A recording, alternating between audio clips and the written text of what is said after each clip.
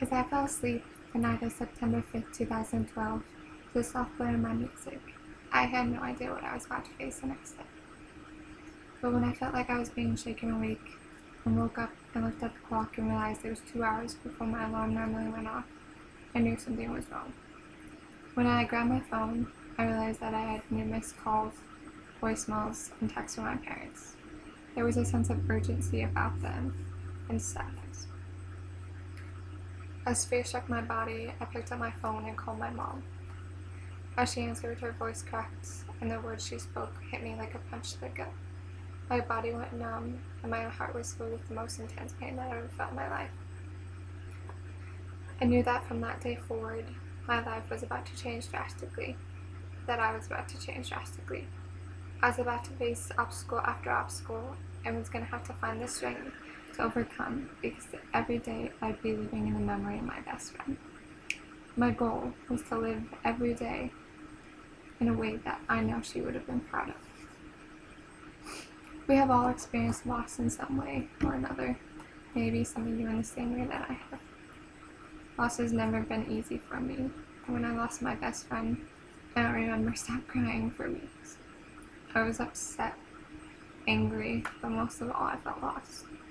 As people tried to comfort me, I pushed them away. I told them I was okay. But deep inside, I really thought that I never could be okay again.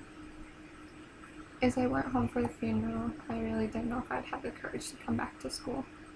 The little town of Saratoga, Wyoming, held many memories of her and I growing up that I was afraid to lose if I left. The little town of Saratoga, Wyoming is where her and I grew up, where we became best friends, but most importantly, where we became runners. Running was a huge part of her and I's life for as many years as I can count. Whenever you saw us together, we were usually running. It's not that we really loved running, but more the way it made us feel. When people asked us why we love running so much, we simply replied, because it makes us feel free. We couldn't control what God would throw at us during the day, the good, the bad, but no matter what, we knew at the end of the day that we could control running, and that we loved doing it. The sound of the feet of our pavement was all we needed, and honestly, it was the most peaceful place in the world. Growing up running with my best friend is what led me to continue my running into my college career. Even though her and I were separated as she went to Arizona and I came to Nebraska, she continued to inspire me and encourage me every day, and she was still my #1 fan. So needless to say, when I lost her, my running took a dark turn. I literally hid my shoes and toes and promised myself I would never run again without her. That was until one night when I had a dream. I had a dream she grabbed my running shoes, handed them to me, and said, "It's time. I can run with you now more than ever."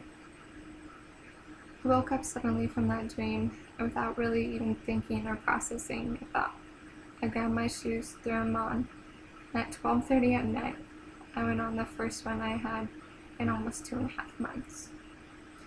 Besides the fact that I was extremely out of shape, it was one of the best runs of my life.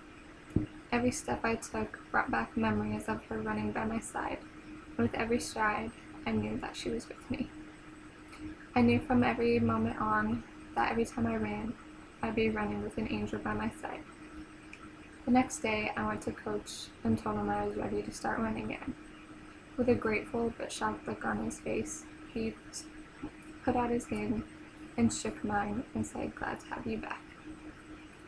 I knew getting in shape for the indoor season wasn't going to be easy, and it definitely wasn't. I had to work harder and train harder than I ever had before.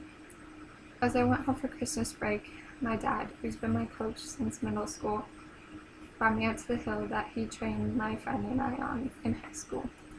Needless to say, it's one of the most painful and hardest workouts that you'll ever do.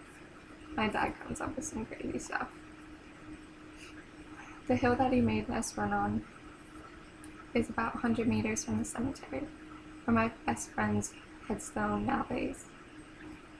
I think he brought me up there because he knew that it would make me stronger. So although as I was emotional through the whole workout, I went harder, faster, and stronger on every single hit.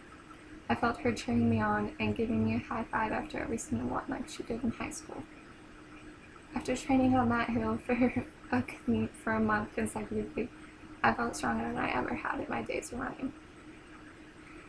As I went back, Coach was impressed with how much stronger I looked. And before I knew it, I was running the fastest time in years. Every time Coach asked me how, I said, I have an angel on my side this time, Coach. I miss my best friend every day, but I can only keep my chin up and my head high because I know she would be proud of the person I have become since I lost her. I had the courage to get back up and go to school, and she gave me the strength to step back out on the track. I cherish the time I did have with her, and I accept the things that I cannot change. Since the day I lost her, my faith in God and family has grown, because throughout the past 6 months, I honestly don't know how I could have made it without them. I have faced more obstacles this past year than ever before. However, as one of my favorite quotes says, strength does not come from winning. Your struggles develop your strength. When you go through hardships and decide not to surrender, that is when real strength shines through. So I put my strength in God and my angel, that every struggle is part of the process of life, to live and learn, and that every challenge is what will lead me to become the person I am meant to be. I know this is just the start of the life I am meant to live, and I'm proud to say that everything I've faced this past year has made me a day wiser and another battle stronger for what is to come.